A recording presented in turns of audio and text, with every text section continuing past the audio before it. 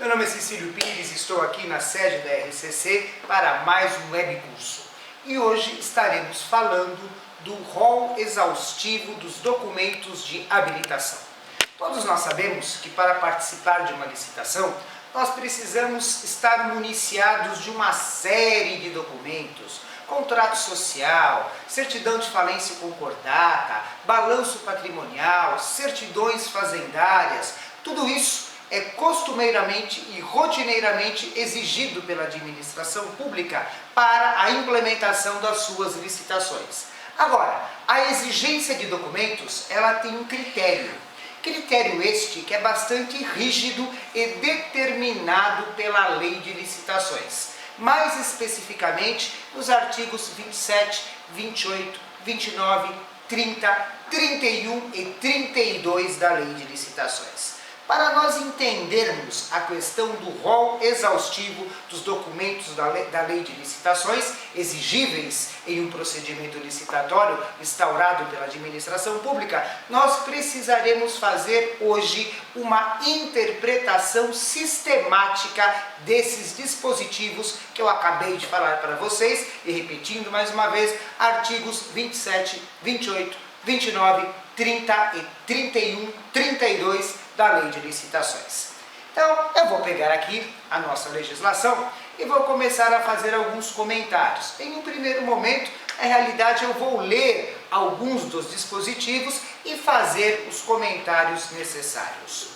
Notem o seguinte: o artigo 27, ele é claro em dizer que, para a habilitação nas licitações, exigir-se-á dos interessados exclusivamente documentação relativa a 1. Habilitação jurídica, 2. Qualificação técnica, 3. Qualificação econômico-financeira, 4. Regularidade fiscal e trabalhista e 5. Cumprimento do disposto no inciso 33 do artigo 7º da Constituição Federal, que é aquela famosa declaração do menor.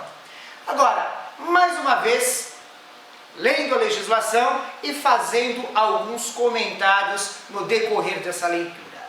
Para a habilitação nas licitações, exigir-se-á dos interessados exclusivamente documentação relativa a...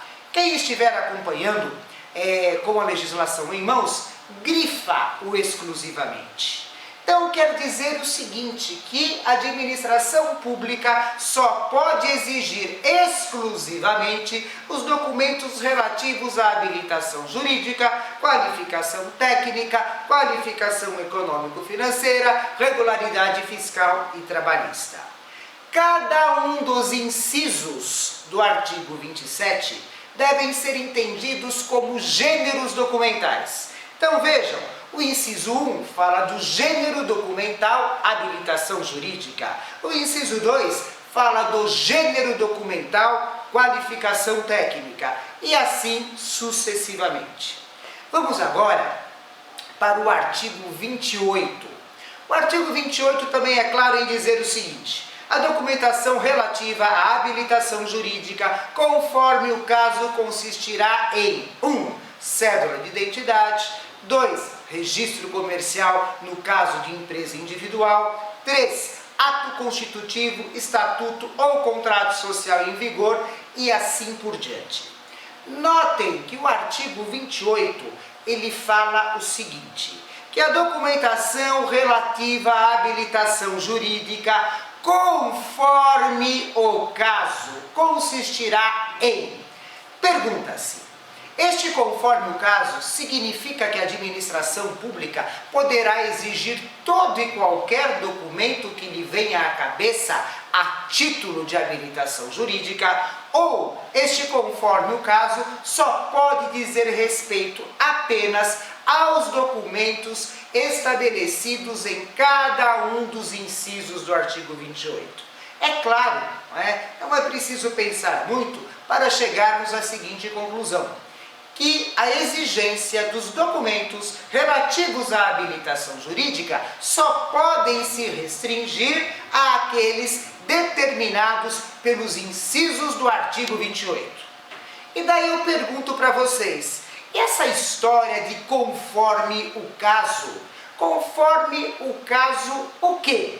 Ora, conforme o caso, conforme a tipologia societária da empresa.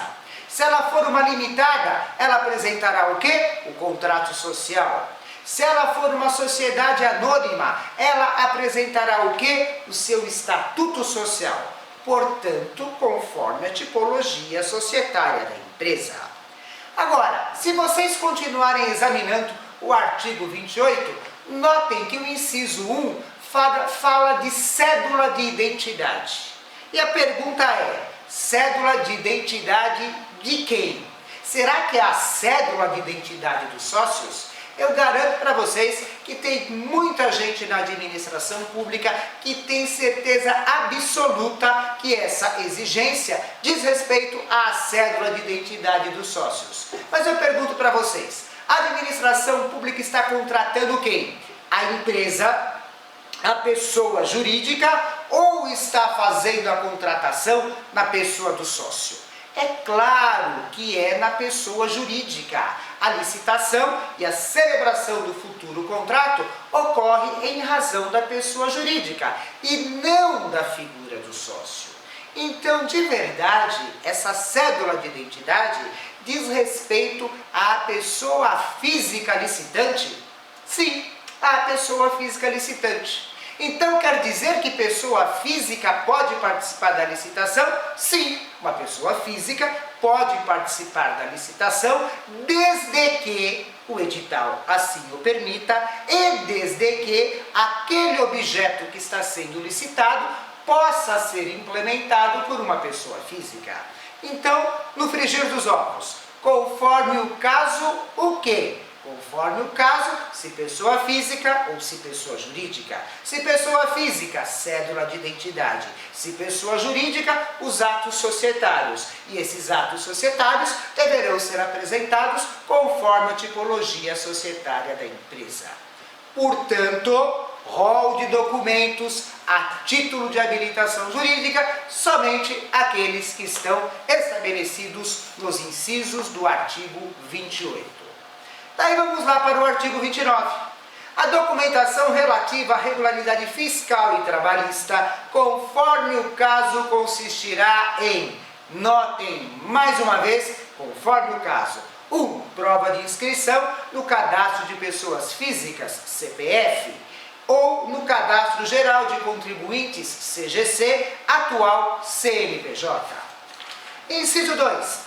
Prova de inscrição no cadastro de contribuintes estadual ou municipal, se houver.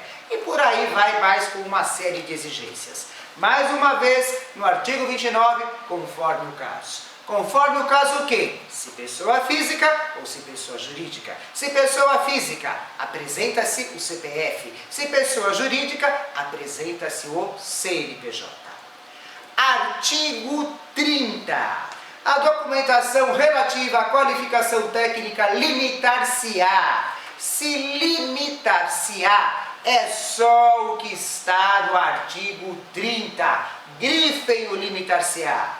E artigo 31. Artigo 31. A documentação relativa à qualificação econômico-financeira limitar-se-á. Se limitar-se-á, é só o que está no artigo 31. E por fim, nós temos lá no artigo 32 a possibilidade de substituir os documentos exigíveis na licitação mediante a apresentação do certificado de registro cadastral, que substituirá aqueles documentos conforme previsão expressamente prevista no edital. Muito bem. O que eu quis dizer com essa rápida interpretação sistemática que eu fiz dos dispositivos? Estou querendo dizer para vocês o seguinte, pessoal, o rol de documentos previsto na Lei de Licitações é um rol exaustivo. Só pode exigir os documentos que estão na Lei de Licitações. A administração pública não pode exigir, a título de habilitação, todo e qualquer documento que lhe venha à cabeça, não. A documentação exigida nas licitações deve se limitar ao rol estabelecido nos artigos 27, 28, 29, 30, 31 e 32 da Lei de Licitações. Isto não significa que a administração pública deverá, em todas as licitações, exigir toda a documentação. Ela pode diminuir o rol conforme a complexidade da licitação. Se for uma licitação na modalidade de convite, onde o vulto envolvido, o valor envolvido da licitação é significativamente pequeno, nada obsta que a administração pública diminua de maneira significativamente a exigência documental. Mas, volto a falar, rol de documentos previsto na Lei de Licitações é aquilo que pode ser exigido a título de habilitação nas licitações instauradas pelo Poder Público. Agora, é claro, nós sempre temos algumas exceções, mas essa exceção também deve ser entendida de forma rígida. Vamos pegar novamente o artigo 30 da Lei de Licitações. O artigo 30 da Lei de Licitações fala o seguinte: a documentação relativa à qualificação técnica limitar-se-á, inciso 4º, prova de atendimento de requisitos previstos em lei especial, quando for o caso. Será então que, em razão do artigo 30, inciso 4º, a administração poderia exigir um documento pelo simples fato de existir uma lei a regulamentar o documento X ou a regulamentar o documento Y?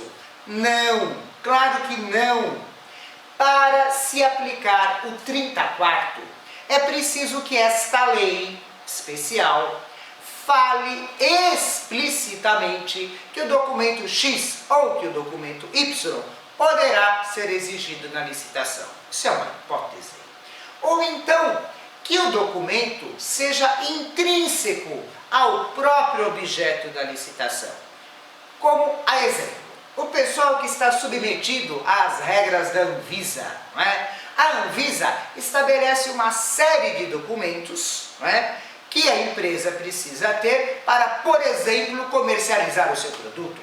Não é? Então vejam, no caso dos laboratórios, né? Laboratórios aí de remédios, para eles poderem comercializar o remédio, é preciso o quê? Que o registro do remédio esteja inscrito lá na Anvisa. Se não tiver o registro do remédio, impossível a comercialização. Então veja, aí estaria uma possibilidade de nós estarmos aplicando o 34º, em razão da documentação, conforme eu disse, ser intrínseca à própria atividade, ser intrínseca ao próprio objeto da licitação. Afora isso, regra geral, só pode exigir os documentos que estão previstos na Lei de Licitações. Muito bem, pessoal, hoje eu fico por aqui e volto na próxima semana com mais um tema relevante de licitações.